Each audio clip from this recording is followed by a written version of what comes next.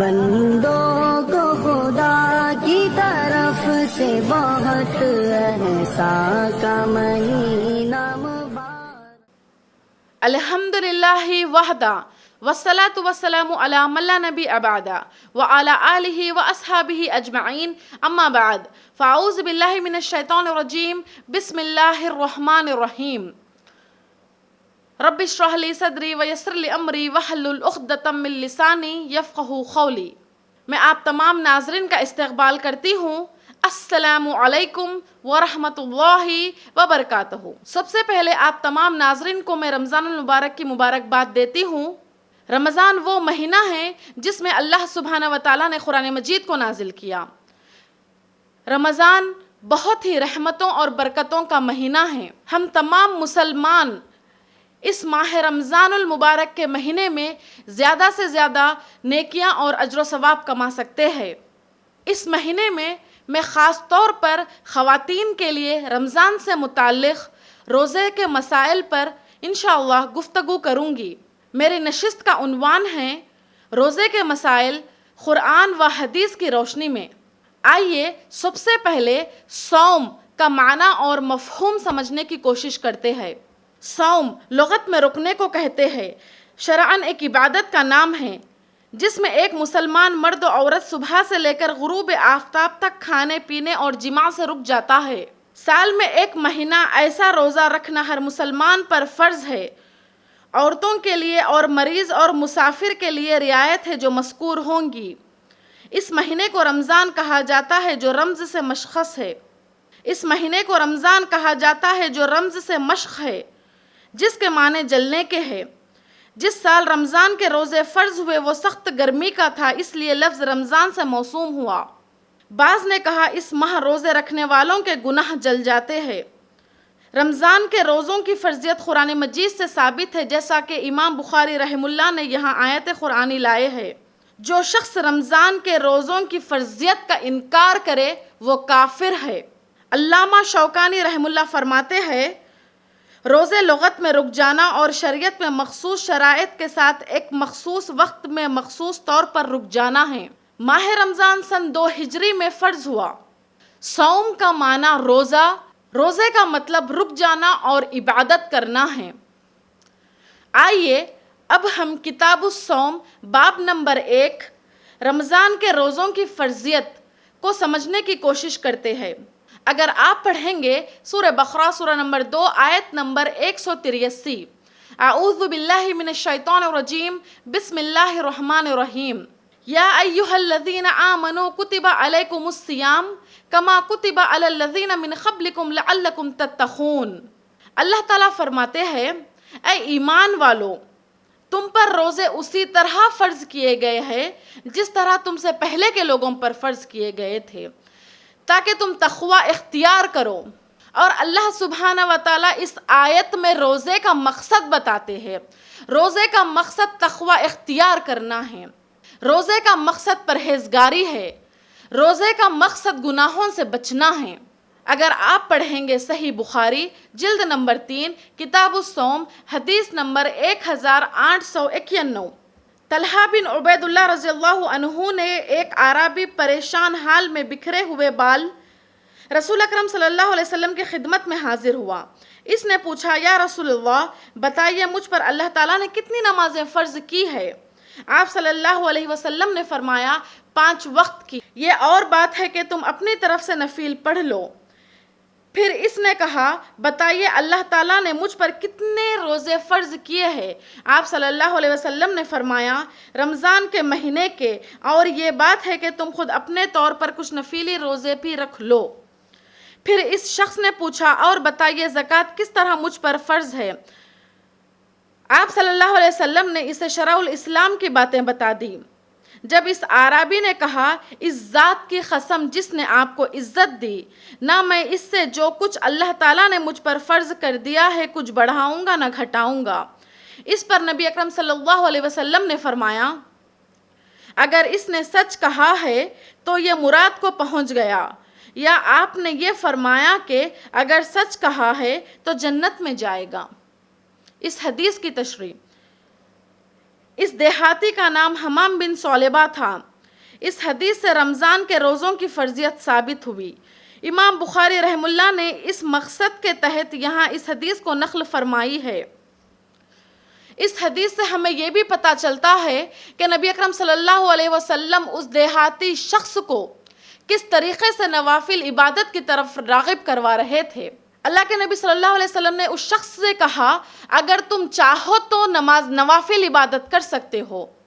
نوافل عبادت سے اللہ سبحانہ و تعالیٰ کا قرب حاصل ہوتا ہے، اسی لیے ہمیں چاہیے کہ زیادہ سے زیادہ نوافل عبادت کریں، جس کے ذریعے سے ہم اللہ سبحانہ و تعالیٰ کے قریب ہو سکتے ہیں۔ اگر آپ پڑھیں گے صحیح بخاری جلد نمبر 3 حدیث نمبر 1892، ابن عمر رضی اللہ عنہ نے بیان کیا کہ نبی اکرم صلی اللہ علیہ وسلم نے یوم عاشورہ کا روزہ رکھا تھا اور آپ نے اس کے رکھنے کا صحابہ کو آغاز اسلام میں حکم دیا تھا۔ جب ماہ رمضان کے روزے فرض ہو گئے تو عاشورہ کا روزہ بطور فرض چھوڑ دیا گیا۔ عبداللہ بن عمر عاشورہ کے دن روزہ رکھتے، مگر ان کے روزے کا دن ہی یوم عاشورہ آ پڑتا۔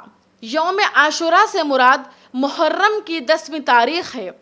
رمضان المبارک کے روزوں کی فرضیت سے پہلے عاشورہ کا روزہ فرض تھا، جس وقت نبی اکرم صلی اللہ علیہ وسلم روزہ رکھا کرتے تھے اور صحابہ اکرام رضی اللہ عنہ مجمعین کو روزہ رکھنے کا حکم دیا کرتے تھے۔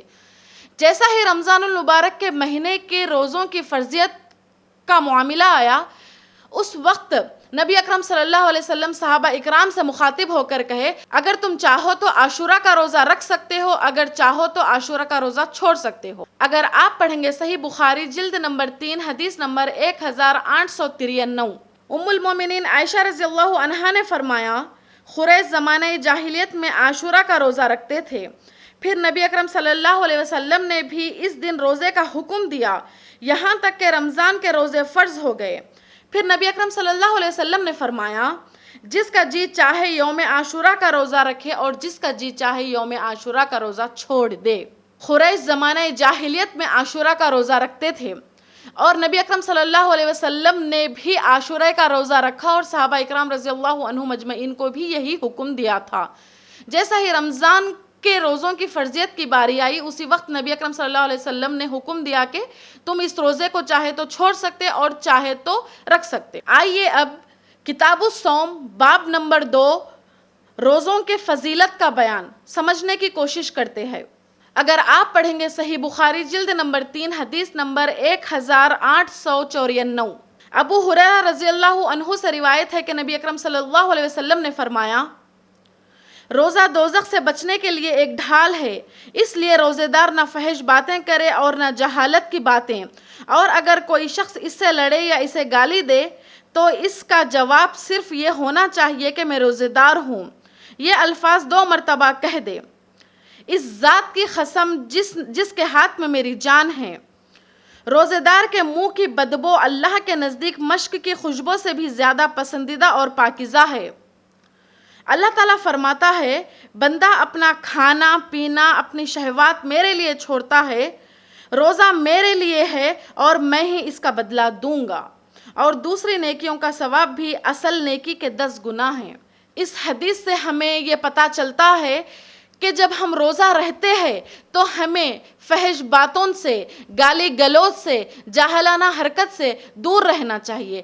اگر کوئی ہم سے بحث و مباحثہ کرے تو ہمیں خاموشی اختیار کرنا چاہیے اور اس شخص سے کہنا چاہیے کہ میں روزے کی حالت میں ہوں۔ اللہ تعالیٰ فرماتے ہیں، بندہ میرے خاطر اپنے بھوک پیاس اپنی نفسی خواہشات سے بچتا ہے تو میں اس بندے کو بہترین سے بہترین بدلہ دوں گا۔ کتاب الصوم باب نمبر 3 روزہ گناہوں کا کفارہ ہوتا ہے۔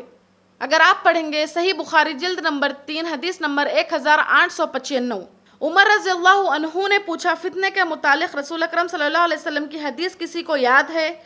حذیفہ رضی اللہ عنہ نے بیان کیا کہ میں نے سنا ہے آپ صلی اللہ علیہ وسلم نے فرمایا تھا، انسان کے لیے اس کے بال بچے، اس کا مال اور اس کے پڑوسی فتنہ آزمائش امتحان ہیں، جس کا کفارہ نماز روزہ اور صدقہ بن جاتا ہے۔ عمر رضی اللہ عنہ نے کہا کہ میں اس کے متعلق نہیں پوچھتا، میری مراد اس فتنے سے ہے جو سمندر کی موجوں کی طرح امڑ آئے گی۔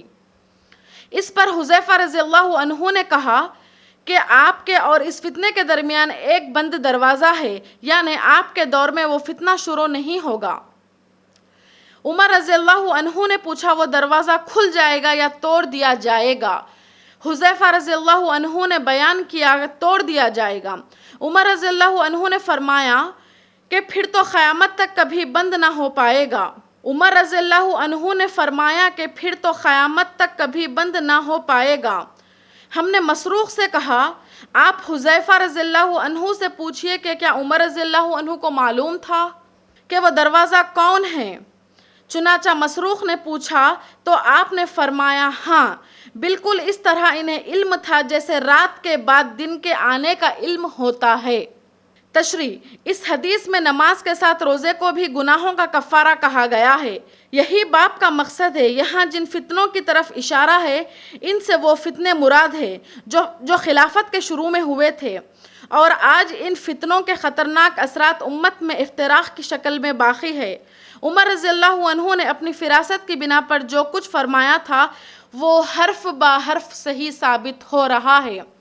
اس حدیث سے ہمیں یہ واضح طور پر نصیحت ملتی ہے ایک شخص کے لیے بیوی، بچے، شوہر، پڑوسی فتنہ اور آزمائش ہے۔ اس فتنے کا کفارہ نماز روزہ ہے۔ کتاب الصوم باب نمبر 4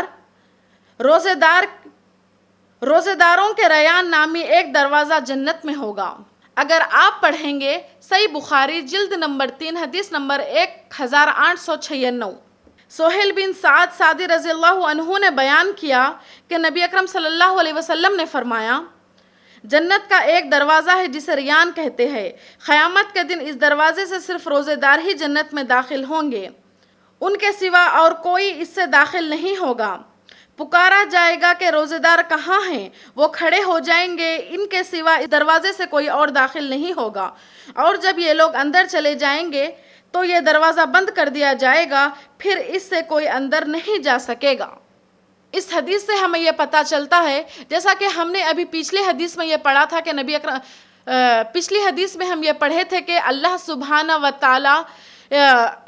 و تعالیٰ فرماتے ہیں بندہ میرے خاطر اپنی بھوک، پیاس اور نفسی خواہشات کو روکتا ہے، اس کے لیے میں بہترین بدلہ دینے والا ہوں۔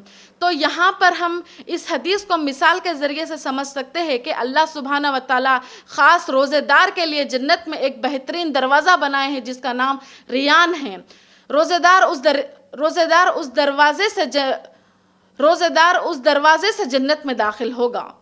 اللہ سبحانہ و تعالیٰ سے دعا ہے کہ اللہ سبحانہ و تعالیٰ ہم تمام مسلمانوں کو ریان نامی دروازے سے جنت میں داخل ہونے والوں میں سے شامل کر دے، آمین۔ اگر آپ پڑھیں گے صحیح بخاری جلد نمبر 3 حدیث نمبر 1897، ابو ہریرہ رضی اللہ عنہ سے روایت ہے کہ نبی اکرم صلی اللہ علیہ وسلم نے فرمایا جو اللہ کے راستے میں 2 چیزیں خرچ کرے گا اسے فرشتہ جنت کے دروازوں میں سے بلائیں گے۔ اے اللہ کے بندے، یہ دروازہ اچھا ہے۔ پھر جو شخص نمازی ہوگا اسے نماز کے دروازے سے بلایا جائے گا، جو مجاہد ہوگا اسے جہاد کے دروازے سے بلایا جائے گا، جو روزے دار ہوگا اسے باب ریان سے بلایا جائے گا، اور جو زکوٰۃ ادا کرنے والا ہوگا اسے زکوٰۃ کے دروازے سے بلایا جائے گا۔ اس پر ابو بکر صدیق رضی اللہ عنہ نے پوچھا میرے ماں باپ آپ پر قربان یا رسول اللہ، جو لوگ ان دروازوں میں سے کسی ایک دروازے سے بلائے جائیں گے مجھے ان سے بحث نہیں۔ آپ یہ فرمائیے کہ کیا کوئی ایسا بھی ہوگا جسے ان سب دروازوں سے بلایا جائے گا؟ آپ صلی اللہ علیہ وسلم نے فرمایا ہاں، اور مجھے امید ہے کہ آپ بھی انہی میں سے ہوں گے۔ تشریح: اس حدیث سے ہمیں یہ پتہ چلتا ہے اللہ سبحانہ و تعالیٰ نے جو مہلت ہمیں دنیا میں دے رکھی ہے، اللہ سبحانہ و تعالیٰ نے ہمیں دنیا میں جن عبادتوں کے کرنے کا حکم دیا ہے، اگر ہم ان عبادتوں کو قرآن و حدیث کے حساب سے کرتے ہیں کہ اللہ سبحانہ و تعالیٰ کتنے بہترین نعمتوں سے ہمیں جنت میں نوازیں گے۔ جو لوگ دنیا میں روزہ رکھتے تھے، اللہ سبحانہ و تعالیٰ جنت میں ایک خاص دروازہ بنایا ہے، اس دروازے سے صرف روزے دار جائیں گے۔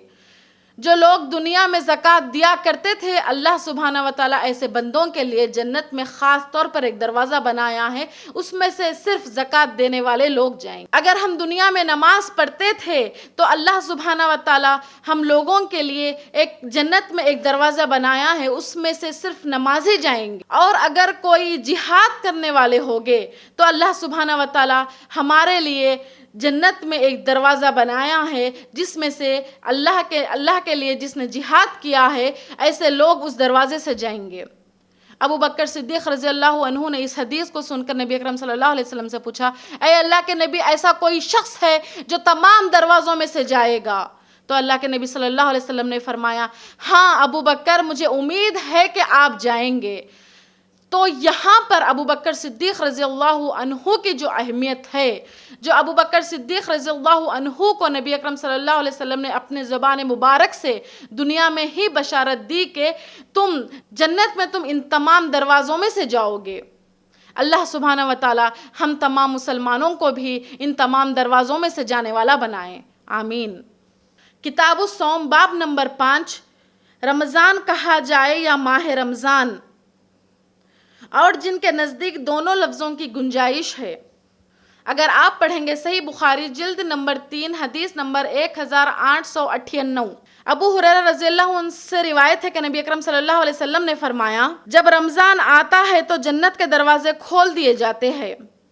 تشریح، یہاں بھی خود نبی اکرم صلی اللہ علیہ وسلم نے لفظ رمضان استعمال فرمایا، حدیث اور باب میں یہی مطابقت ہے۔ اگر آپ پڑھیں گے صحیح بخاری جلد نمبر 3 حدیث نمبر 1899، ابو ہریرہ رضی اللہ عنہ روایت کرتے ہیں کہ نبی اکرم صلی اللہ علیہ وسلم نے فرمایا، جب رمضان کا مہینہ آتا ہے تو آسمان کے تمام دروازے کھول دیے جاتے ہیں اور جہنم کے دروازے بند کر دیے جاتے ہیں اور شیاطین کو زنجیروں سے جکڑ دیا جاتا ہے۔ اس حدیث سے ہمیں یہ پتہ چلتا ہے کہ رمضان کا مہینہ جیسے ہی آتا ہے، تمام شیاطین کو زنجیروں سے جکڑ دیا جاتا ہے اور جنت کے تمام دروازوں کو کھول دیا جاتا ہے۔ کتاب الصوم باب نمبر 6، چاند دیکھنے کا بیان۔ اگر آپ پڑھیں گے صحیح بخاری جلد نمبر 3 حدیث نمبر 1900، ابن عمر رضی اللہ عنہ روایت کرتے ہیں کہ نبی اکرم صلی اللہ علیہ وسلم نے فرمایا، جب رمضان کا چاند دیکھو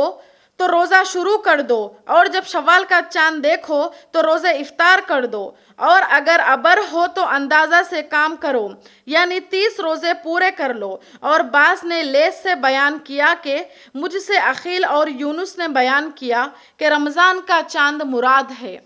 تشریح، مقصد یہ ہے کہ رمضان شریف کے روزے شروع کرنے اور عید الفطر منانے ہر دو کے لیے روایت حلال ضروری ہے۔ اگر ہر 2 مرتبہ 29 تاریخ میں روایت حلال یقینی نہ ہو تو 30 دن پورے کرنے ضروری ہے۔ عید کے چاند میں لوگ بہت سی بے اعتدالیاں کر جاتے ہیں جو نہیں ہونی چاہیے۔ میں اسی کے ساتھ آج کی نشست کا اختتام کرتی ہوں۔ اللہ سبحانہ و تعالیٰ سے دعا ہے کہ اللہ سبحانہ و تعالیٰ ہمیں رمضان المبارک کی زیادہ سے زیادہ عبادت کرنے والا بنائے، ہمیں رمضان المبارک کے تمام نعمتوں سے نوازے، اور ہر مسلمان کو قرآن مجید زیادہ سے زیادہ پڑھنے، سمجھنے اور عمل کرنے والا بنائے۔ میں اسی کے ساتھ اپنی تقریر کا اختتام کرتی ہوں۔ جزاک اللہ خیر۔ السلام علیکم ورحمۃ اللہ وبرکاتہ۔